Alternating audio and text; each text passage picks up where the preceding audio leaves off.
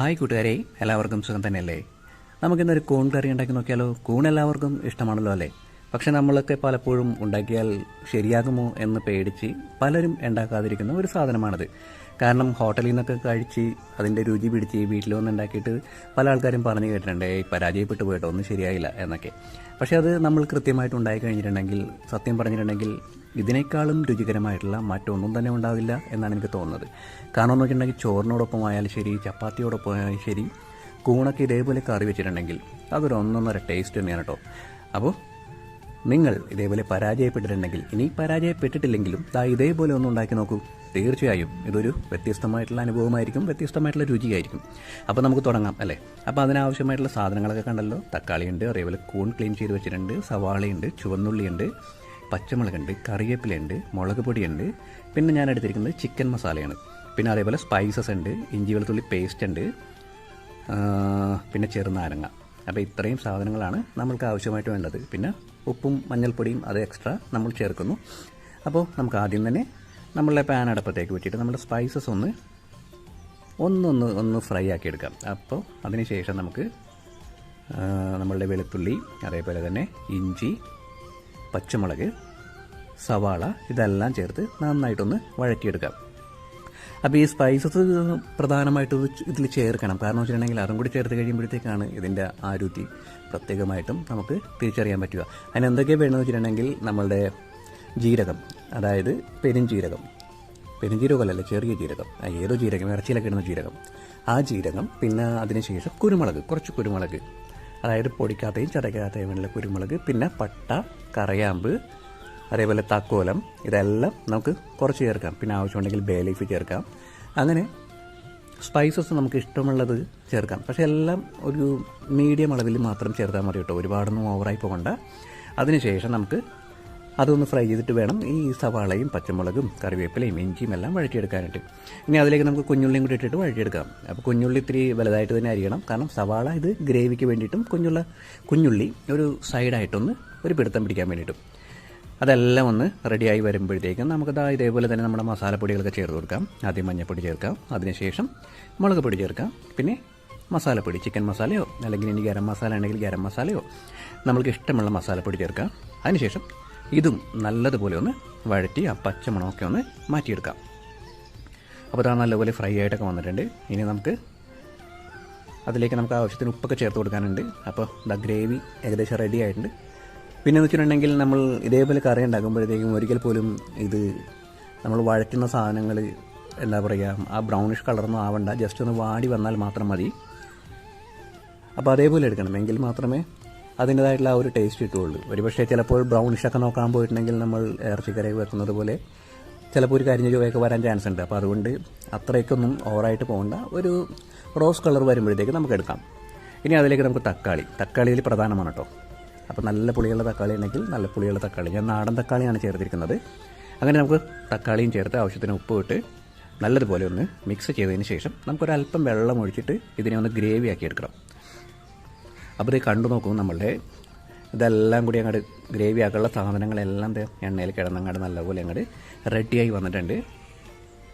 കണ്ടോ, നല്ല സ്റ്റൈലായിട്ടൊക്കെ ഇരിക്കുന്നില്ലേ? ഇനി നമുക്ക് ഇതേപോലെ ഒരു കുഴിയെ കുടിച്ചിട്ട് കുറച്ച് വെള്ളം ഒഴിച്ചു കൊടുക്കാം. അങ്ങനെ ഒരു അരക്കപ്പ് വെള്ളവും കൂടി അങ്ങോട്ട് ഒഴിച്ചു കൊടുത്തിട്ട് നല്ലതുപോലെ ഒന്ന് ഇളക്കിയിട്ട് നമുക്കിവനെ നല്ലതുപോലെ ഒന്ന് വേവിച്ചെടുക്കാം. ഒന്ന് തിളച്ച് ചാറൊക്കെ വറ്റി ഒന്ന് കുറുകി വരുമ്പോഴത്തേക്കും നമുക്കത് നമ്മളുടെ ബാക്കിയുള്ള സാധനങ്ങൾ, ഇനി ബാക്കിയൊന്നും പറയാനായിട്ടൊന്നുമില്ല, കൂണ് മാത്രമേ ഉള്ളൂ. അപ്പോൾ കൂണെന്ന് പറയുമ്പോഴത്തേക്കും 2 തരം കൂണുണ്ടല്ലോ. നമ്മൾ മലയാളത്തിൽ പറഞ്ഞിട്ടുണ്ടെങ്കിൽ ഒന്ന് ചിപ്പിക്കൂണ്, പിന്നെ ഒന്ന് തൊപ്പിക്കൂണ് അല്ലേ, അങ്ങനെയല്ലേ പറയുന്നത്?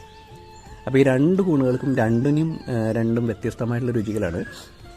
ചിപ്പിക്കൂണ് പൊതുവേ ചിക്കൻ കറിക്ക് തുല്യമാണെന്നാണ് പറയുന്നത്. പക്ഷേ ഞാൻ നോക്കിയിട്ട് ചിപ്പിക്കൂൺ എപ്പോഴും ഫ്രൈ ചെയ്ത് കഴിക്കാനായിട്ടും ഈ തൊപ്പിക്കൂണ് ഇതേപോലെ ചിക്കൻ ഉണ്ടാക്കുന്നത് പോലെയോ അല്ലെങ്കിൽ നമുക്ക് തേങ്ങ വറുത്തരച്ച് വെച്ചോ അങ്ങനെ കഴിക്കാനായിട്ട് വളരെ ടേസ്റ്റിയാണ് കേട്ടോ ഇത്.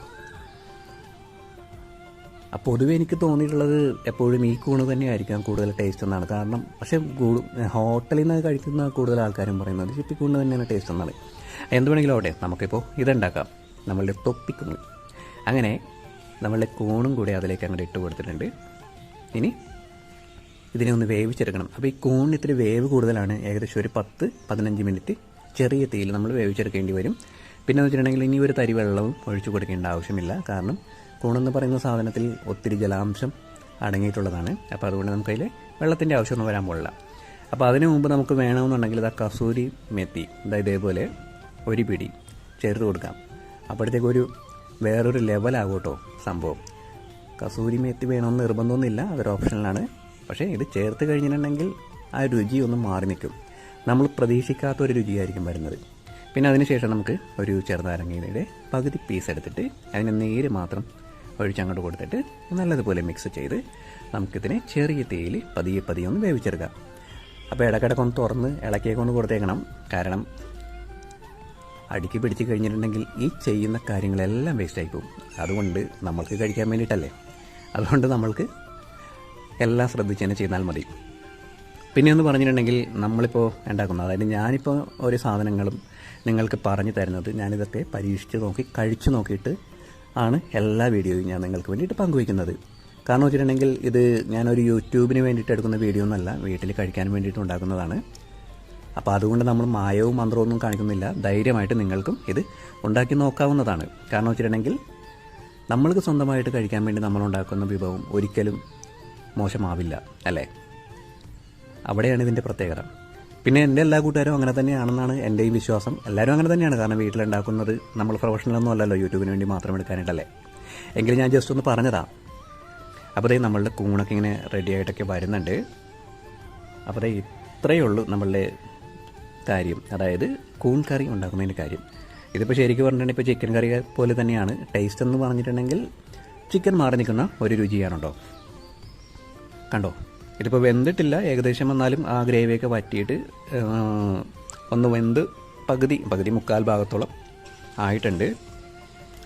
ഇനി ഒരു 3-4 മിനിറ്റ് കൂടി കഴിഞ്ഞിട്ടുണ്ടെങ്കിൽ നമുക്ക് ഇളക്കാം. അപ്പോൾ ഒന്ന് മൂടി വെച്ചിട്ട് വീണ്ടും തുറന്ന് കഴിഞ്ഞപ്പോഴത്തേക്കാണ് ഇതേപോലെ വീണ്ടും സംഭവം റെഡി ആയിട്ടൊക്കെ വന്നിട്ടുണ്ട്. ഇനിയിപ്പോൾ ഇത്രത്തോളമൊക്കെ മതിയാവും നമുക്ക് വെന്തതെന്ന് എനിക്ക് തോന്നണു. എന്തായാലും ഒന്ന് ടേസ്റ്റൊക്കെ ചെയ്ത് നോക്കിയിട്ട് ഇവനെ അങ്ങോട്ട് ഇറക്കി അങ്ങോട്ട് വെക്കാം. അപ്പോൾ നല്ല ഗ്രേവി ആയിട്ട് നല്ല തിക്കായിട്ടാണ് എടുത്തിരിക്കുന്നത്. കാരണം ഇത് ചപ്പാത്തിക്കൊപ്പം കഴിക്കാൻ വേണ്ടിയിട്ട് മാത്രമാണ് ഇപ്പോൾ ഉണ്ടാക്കിയിരിക്കുന്നത്. ഇനിയിപ്പോൾ ചോറിനൊപ്പം കഴിക്കാനാണെന്നുണ്ടെങ്കിൽ നമുക്ക് ഇത്തിരി വെള്ളം വേണമെന്നുണ്ടെങ്കിൽ അങ്ങനെയും ആവാം, ഒരു ചാറ് കറി പോലെ. പക്ഷേ ശരിക്കും ഇതൊരു ഗ്രേവി ആയിട്ട് ഇതേപോലെ നല്ല തിക്കായിട്ട് ഉണ്ടാക്കിയെടുക്കുന്നതായിരിക്കും ഏറ്റവും നല്ലത്. അതാകുമ്പോഴത്തേക്കും കൂടുതൽ രുചികരമായിരിക്കും. പിന്നെ നമുക്ക് കടിച്ചു പറിക്കാനായിട്ട് പറ്റും. അപ്പോൾ ഇറച്ചിക്കറിക്ക് തുല്യമെന്ന് പറഞ്ഞിട്ടുണ്ടെങ്കിൽ ഇറച്ചിക്കറിക്ക് തുല്യം ഇറച്ചിക്കറി മാത്രമാണ്. പക്ഷേ കൂൺ കറിക്ക് തുല്യം കൂൺ കറി മാത്രമാണ് കേട്ടോ. എല്ലാ കൂട്ടുകാർക്കും ഈ സ്പെഷ്യൽ കൂൺ കറി ഇഷ്ടമായി കാണും എന്ന് പ്രതീക്ഷിക്കുന്നു. ഇനിയും നമ്മൾക്ക് മറ്റ് പല വിഭവങ്ങളുമായിട്ടൊക്കെ വരാം. അപ്പോൾ നിങ്ങളും ഇതേപോലെ ഒന്ന് ട്രൈ ചെയ്ത് നോക്കുക. തീർച്ചയായും നിങ്ങൾക്കും ഇഷ്ടമാകും. സ്നേഹത്തോടെ അല്ലു.